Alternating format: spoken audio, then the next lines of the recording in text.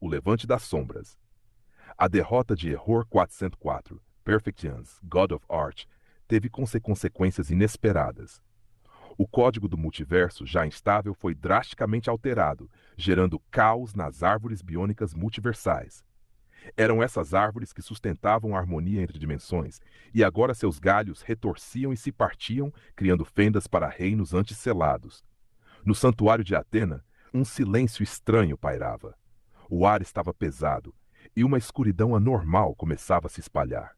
Do além, os espectros de Hades retornavam, e junto com eles, vilões que haviam sido derrotados no passado ressurgiam das sombras.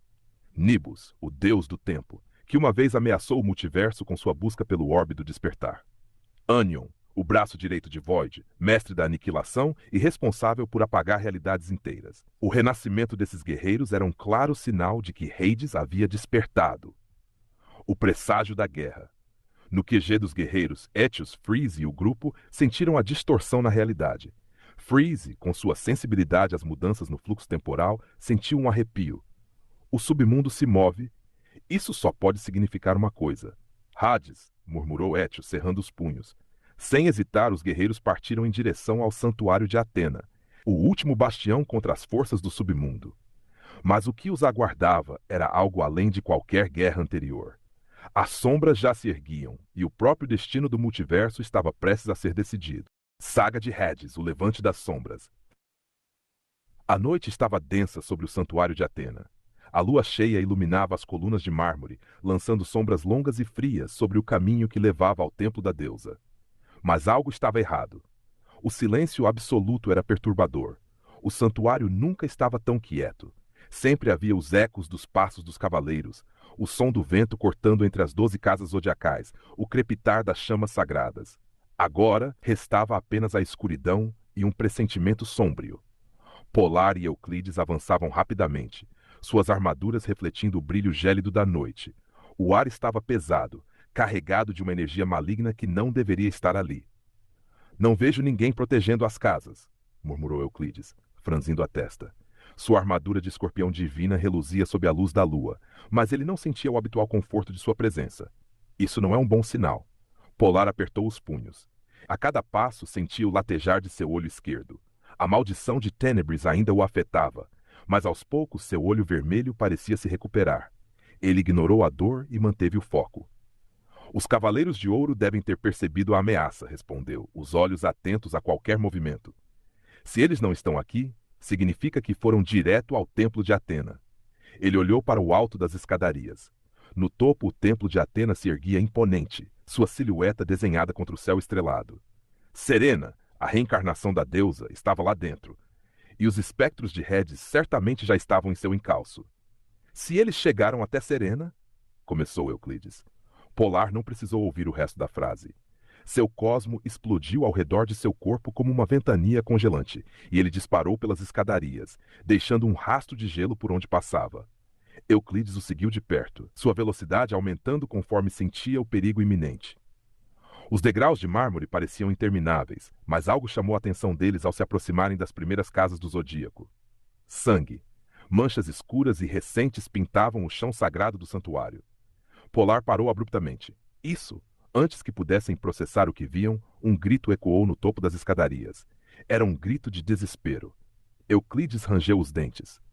Eles chegaram até Serena. Sem hesitar, os dois aumentaram ainda mais a velocidade. O cosmo de ambos brilhando como estrelas cadentes naquela noite sem esperança.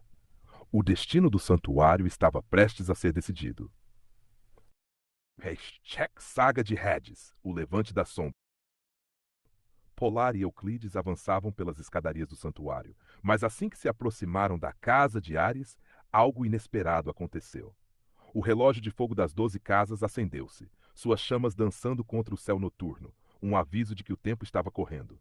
O relógio de fogo, murmurou Polar, cerrando os punhos. Foi quando uma explosão de cosmo dourado iluminou a entrada da casa. Um homem de cabelos longos e prateados surgiu em meio à luz, trajando uma armadura divina de Ares, cujos detalhes brilhavam como estrelas cadentes. Era Quilion de Ares, o cavaleiro de ouro que guardava a primeira casa. Ele cruzou os braços, seu olhar severo recaindo sobre os dois. Me perdoem, disse, sua voz carregada de seriedade, mas Atena proibiu os cavaleiros de bronze de chegarem ao templo dela. Ele então virou-se para Euclides, seus olhos cheios de reprovação. E você, Euclides, como pôde abandonar a casa de Escorpião? Você é um irresponsável.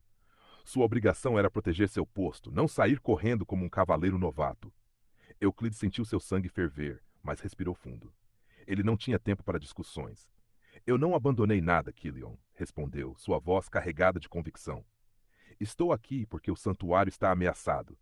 Se não impedirmos Hades agora, Serena não verá a luz do próximo amanhecer. Quilion não recuou. Isso não importa. Minhas ordens são claras. Euclides olhou para Polar. Vá em frente. Eu cuidarei disso. Polar hesitou por um instante, mas acenou com a cabeça e disparou rumo à casa de Touro, deixando Euclides e Quilion frente a frente. Batalha. Euclides versus Quilion de Ares. O cosmo de ambos explodiu, iluminando a noite com chamas douradas e faíscas elétricas.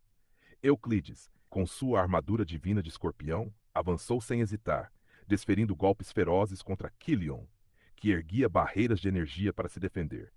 Quilion, mestre na manipulação do cosmo, utilizava suas técnicas para desviar e anular os ataques de Euclides, enquanto contra-atacava com ondas de energia cortantes que rasgavam o solo e faziam as paredes do templo estremecerem.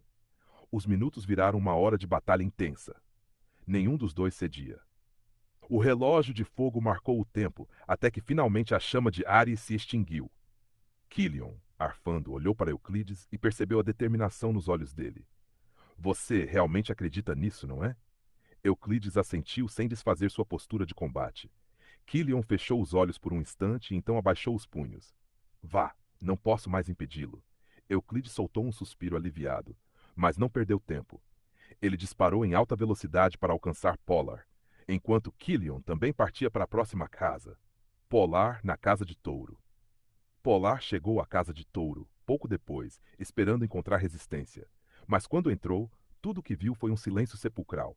No centro do salão, Ástrios de Touro permanecia em pé, sua imensa armadura ainda brilhando com vestígios de cosmo. Mas algo estava errado. Polar se aproximou, sentindo um arrepio gelado na espinha. Ástrios? Sem resposta. Ao chegar mais perto, ele percebeu a verdade. Ástrios estava morto. Mesmo em sua morte, ele permanecia de pé, como se seu último desejo fosse continuar protegendo a casa de Touro. Polar fechou os olhos, sentindo o peso da perda. Ástrios foi um dos cavaleiros mais fortes que já conheceu, e agora ele se foi. Ele se ajoelhou diante do corpo e rezou pela alma do guerreiro caído. Foi então que um brilho dourado envolveu seu corpo. O cosmo de Ástrios, sua última centelha de força, começou a fluir para Polar, envolvendo-o em um calor intenso. O espírito do cavaleiro de Touro estava concedendo parte de seu poder a ele. Os olhos de Polar se abriram, brilhando como estrelas no céu escuro. Obrigado, Ástrios, sussurrou. Ele se levantou, sentindo seu cosmo agora ainda mais forte. A jornada estava apenas começando. A batalha no Cocytus. Polar e Euclides continuavam avançando pelo submundo, enfrentando espectros menores pelo caminho. Mas conforme seguiam, o frio ficava mais intenso, sufocante. A cada passo, Polar sentia seu cosmo sendo drenado pelo ambiente hostil. De repente, o chão abaixo dele cedeu. Polar! Euclides tentou agarrá-lo, mas o cisne já havia desaparecido na escuridão abaixo. Polar despencou e, ao recuperar os sentidos, percebeu que estava preso no Cocytus, o inferno de gelo puro. Ali o frio não era apenas intenso, ele era absoluto. Seu cosmo, que controlava o ar frio, não conseguia neutralizar aquela temperatura implacável. Cada movimento seu parecia mais pesado, seu corpo começava a ficar dormente. Foi então que uma presença sombria surgiu. De dentro da nevasca, passos ecoaram. Um espectro imponente envolto em um cosmo opressor surgiu com um sorriso frio. Bem-vindo ao fim da linha, cavaleiro de Atena. O espectro de Hárpia, o confronto de Polar. Polar não podia ficar parado. Se o frio não o matasse, aquele espectro o faria. Ele reuniu suas forças e avançou. Execução Aurora. Uma rajada de ar congelante avançou contra Hárpia, mas foi dispersada no último instante. Polar arregalou os olhos. O espectro simplesmente ignorou seu ataque. É só isso? Hárpia riu e então se moveu. Antes que Polar pudesse reagir, um impacto brutal o atingiu no abdômen. Polar foi lançado para trás, caindo sobre o gelo. Ele tentou se levantar, mas seu corpo estava pesado, enfraquecido pelo frio do Cocytus. Acha que pode lutar aqui? Este é o inferno do gelo eterno. Você pode controlar o ar frio, mas este lugar está além do seu domínio. Harpia avançou, pronto para acabar com ele. Mas então, um clarão dourado rasgou a escuridão. Já chega! Euclides de Escorpião pousou entre os dois. O golpe de Harpia foi bloqueado no último instante. Euclides olhou para Polar, percebendo sua condição. Levante-se, Cisne. Você não pode cair aqui. Polar, mesmo debilitado, se forçou a ficar de pé. Seu cosmo ainda queimava. Eu não vou perder. Harpia sorriu. Ótimo. Isso vai ser interessante. O duelo de 1 hora. A luta começou. Polar e Euclides lutavam juntos contra Harpia. O cisne atacava com velocidade e técnicas congelantes, enquanto o escorpião usava golpes precisos e mortais. Mas Harpia era ágil.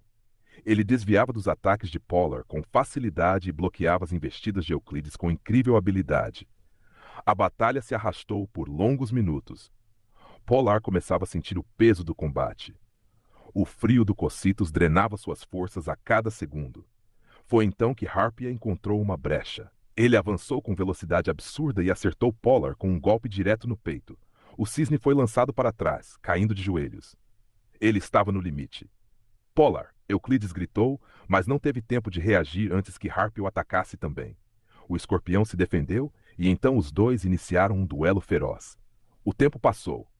1 minuto, 10 minutos, 1 hora. Os golpes trocados faziam o ar tremer. Era uma batalha de pura técnica e estratégia. Então, em um movimento decisivo, Euclides conseguiu atravessar a defesa de Harpia. O espectro cambaleou para trás, segurando o ferimento. E foi nesse momento que ele baixou a guarda por um instante e falou: Você luta bem, Cavaleiro de Ouro. Eu sabia que você era forte, mas precisava testar até onde você iria. Euclides franziu a testa. Havia algo estranho na voz daquele espectro. Quem é você? Harpia sorriu. Você já sabe. E então o cosmo de Harpia se alterou por um breve momento. Euclides sentiu aquilo e seus olhos se arregalaram. Não pode ser. Harpia apenas assentiu. Mas ele não pode saber. Disse olhando de relance para Polar, que ainda estava se recompondo. Euclides apertou os punhos. Aquilo mudava tudo. Antes que pudesse falar mais alguma coisa, uma nova presença surgiu. A chegada de Morgate e de Aracne. Uma gargalhada ecoou pela escuridão. Mas que emocionante! Uma batalha cheia de segredos. E agora eu chego para torná-la ainda mais interessante. Das sombras, um espectro imponente surgiu. Seu corpo era coberto por uma armadura negra ornamentada, com detalhes que lembravam teias de aranha. Seus olhos brilhavam com malícia, Morgate de Aracne. Então este é o lendário Euclides de Escorpião, e o jovem cisne. Um pouco mais fraco do que eu esperava. Polar cerrou os dentes, tentando se levantar. Euclides assumiu posição de combate. Mas, para a surpresa de ambos, Harpia se moveu primeiro. Ele se colocou entre os cavaleiros e Morgate. O que você está fazendo, Harpia? Morgate perguntou, confuso. O espectro de Harpia sorriu.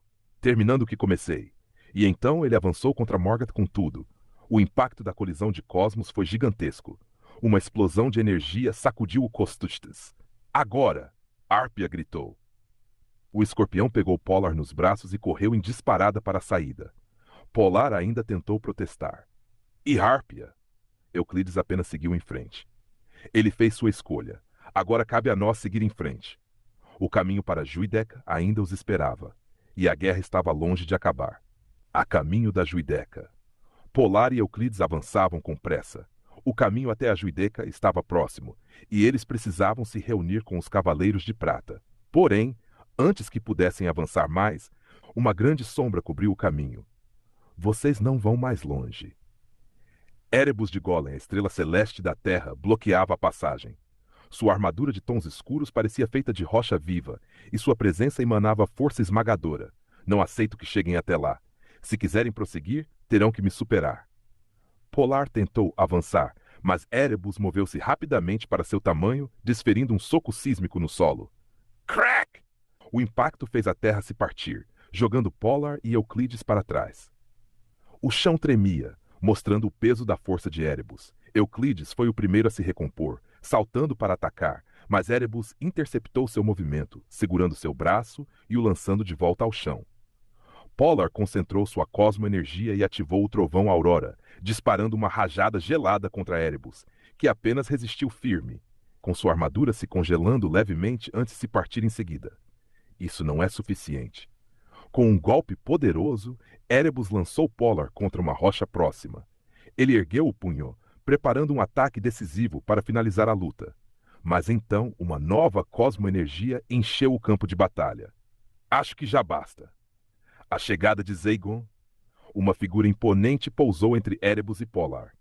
Seu cosmo brilhava como uma luz violeta intensa, e sua armadura reluzente exibia detalhes prateados e ametista. Zaygon de Serpentário. Erebus franziu o senho. Zaygon olhou para Polar e Euclides. Sigam para Juideca. Lá seus aliados os aguardam. Euclides hesitou. Mas Zaygon ergueu a mão. Este combate é meu.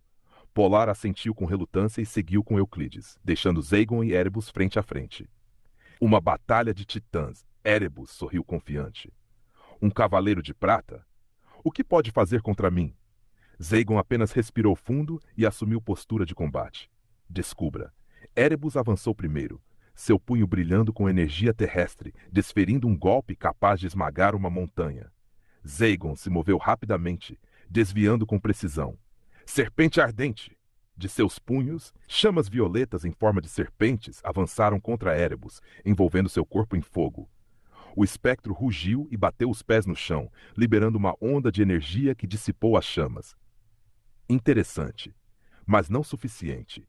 Ele levantou ambas as mãos e golpeou o solo. Muralha de Golem! Uma parede de rocha gigante surgiu atrás dele, tornando impossível que Zaygon tentasse um ataque por trás. Mas o Cavaleiro de Prata não se abalou. Parece que não entendeu. Ele deu um salto ágil, girando no ar e canalizou seu cosmo. Venha, cobra! Uma serpente gigante de energia surgiu e envolveu Erebus com uma força esmagadora. O espectro tentou resistir, mas o golpe era forte demais. Após minutos de confronto intenso, Erebus finalmente cedeu, caindo de joelhos. Zaygon respirou fundo, sentindo os efeitos da batalha. Estava fraco, mas não podia parar.